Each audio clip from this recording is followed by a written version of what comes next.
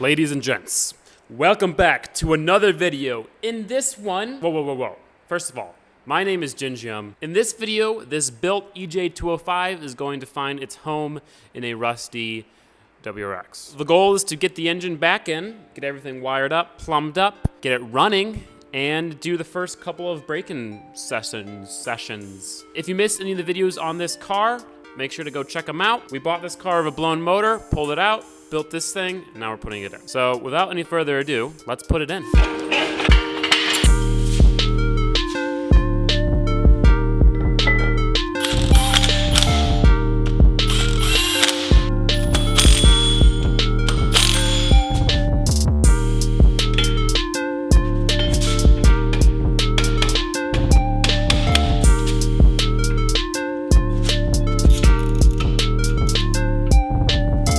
Clutch is on.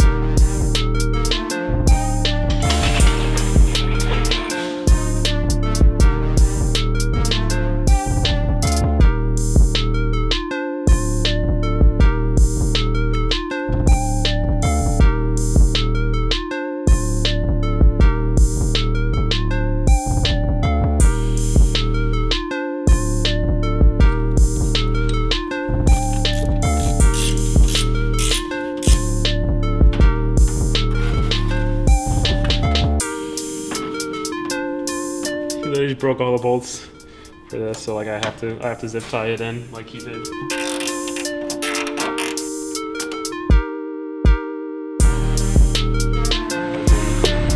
Ugly.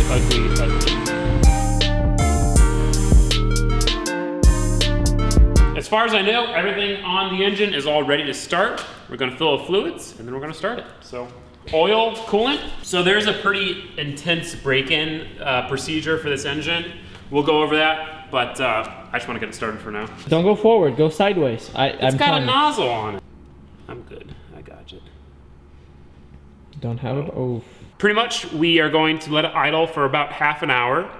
Then we're gonna change the oil. Then we will drive it for 100 miles, change the oil. Drive it for 500 miles, change the oil. And then drive it for 1,000 miles, change the oil, and then it's broken in. For the break-in process, I'm using a heavyweight conventional oil. So this is a 10W30.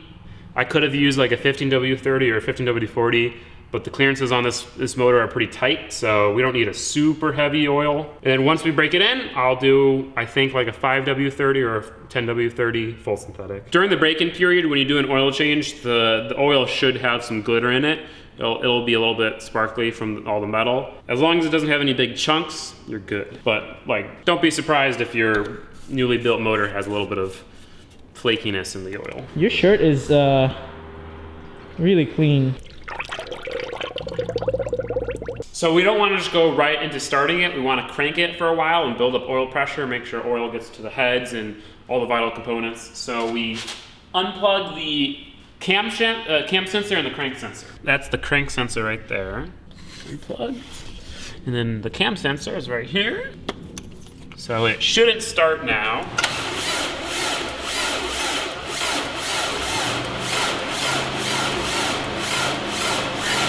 Yeah. The battery's dead. It's pretty weak, yeah, but... It's the battery, it's not anything else. That's pretty weak. It's pretty weak, yeah. We cranked it until the oil light on the dash turned off, so that means it's building oil pressure. I'll plug the crank and cam sensor in, and hopefully it will start right up.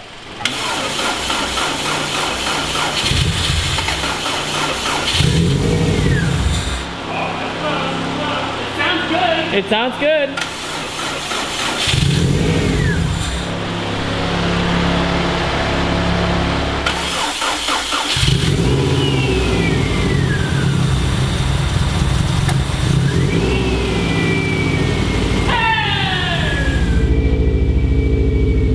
Oh wow, it's running clean. Hell yeah.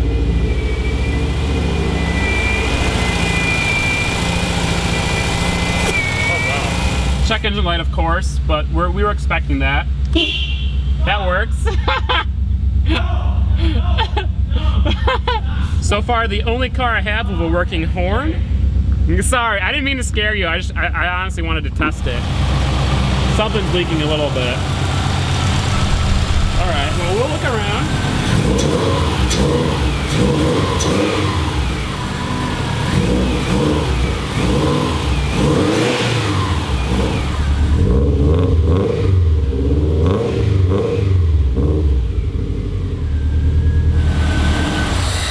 Woo, smelly, but that's that.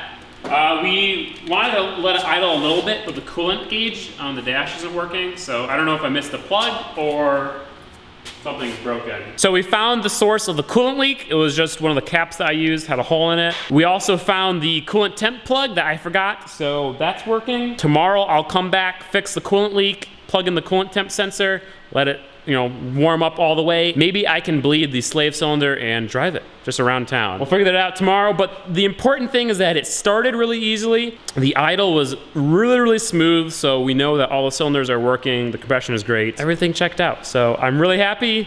We got a BUILT EJ205 in this baby. Needs a little bit of love, but we'll do that tomorrow, so. And it's the next day. First things first is coolant temp sensor.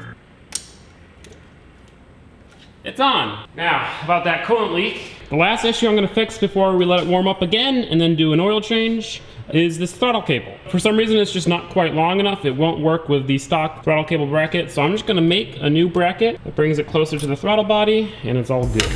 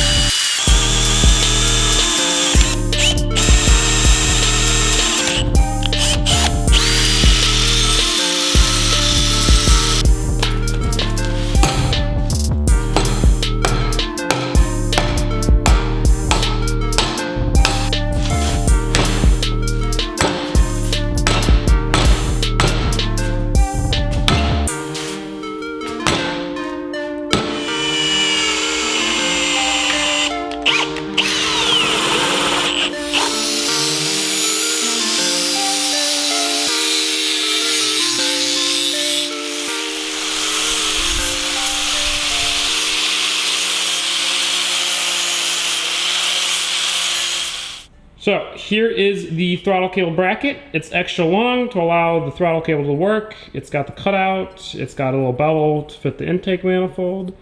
I kind of tested it. I think it works.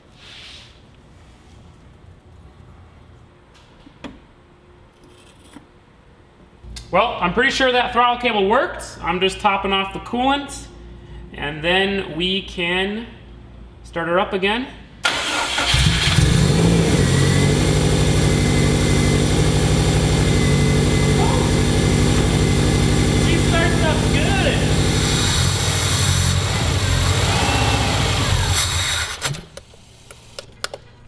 It doesn't like the math. I don't know why, but it don't like the math.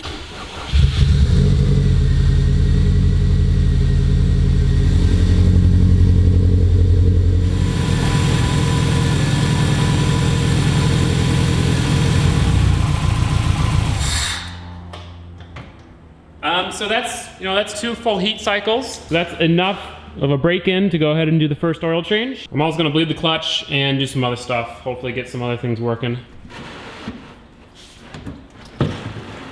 And all of my hope just went down the drain, literally, because this kind of looks like water and oil together. All right, so the Subaru expert came. We're not quite sure if this is water in the oil or not. So what we did is we're gonna put new oil in, we're gonna run it and check. The thing was that the coolant level didn't seem to drop much. The coolant seemed clean. Zach actually tasted the oil. You gotta do a taste. Yeah, you gotta do a taste test. And he said it doesn't taste like coolant. Service announcement, don't drink coolant. We're hoping that maybe it was just something with the assembly lube or maybe too much fuel or something, but we're about to find out. So our main concern is that this oil is just thin.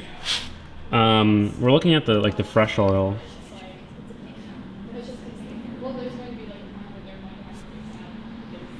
hard to tell. Yeah, and this area that you're seeing, that's just air underneath the cap. They both do seem pretty thin. It does. Doesn't seem like a very 10-weight oil. I don't think there's coolant in there. I really don't.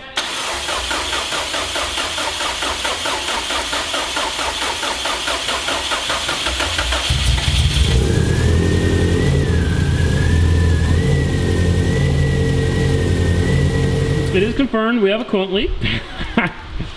But so far the oil looks good. There's no steam there. We'll drain it in just a second. So now that we know that this engine isn't catastrophically broken and it isn't mixing its oil and coolants, we can drive it. But before we drive it, we have to fix a few things. Obviously that coolant leak that exploded yesterday, got to fix that. And we have to fix all the vacuum leaks, which there are a lot. Car's put back together. Pretty much all I did was tear everything apart, go back to the beginning of the evap system and the vacuum line system and just put clamps on everything. Everything should be properly sealed. There shouldn't be a vacuum leak anywhere. And I fixed that coolant leak.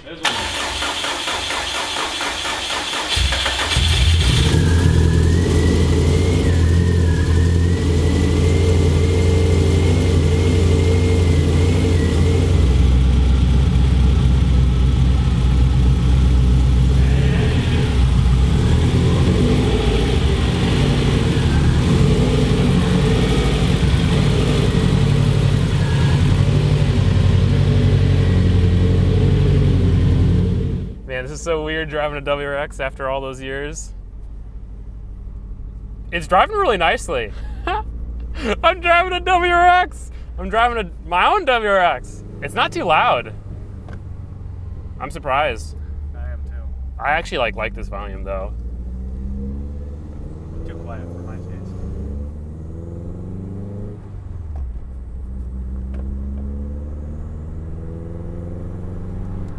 I'm actually surprised it's driving this nicely. You know, it's probably in the build. That sounds so good, I just want to rip it, but I'm not going to. No. Another like 1,000. I don't know, it does have launch control. It was set at 8,000 RPM. So as you saw, the first drive was a major success. We're gonna go get some more oil, change it out, and then we can actually drive it for a while. So Zach told me something goofy was happening with these taillights. Go ahead, hit them. There's brakes. What the? Is that a blinker or is that the reverse light? Oil looks a little bit better this time. Definitely still glittery, but that's to be expected. Oh, and the windows work. Fuck you, dude. That's crazy. I like here setting up the camera and then, yeah, the window was broken and then you just hit it and it worked fine.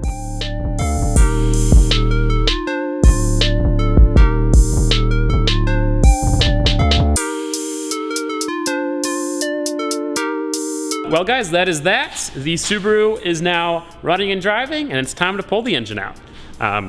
Yeah, it's not a huge deal. We have to fix the throwout bearing because I'm not sure if you guys can hear, but it's getting progressively worse pretty quickly and that could definitely damage something. So in the next video, I'll pull the engine out a couple inches, replace the throwout bearing and go from there, then get a better tune and then it's ripping and we can lift it and do some other stuff and just have a good time with it. Huge thank you again to Zach. Of course. Check out Marshall Motorsports on Facebook. Go give them a like. Really happy this all worked out. There was a scare there for a second when we thought that the head gaskets were blown, but that is all good now.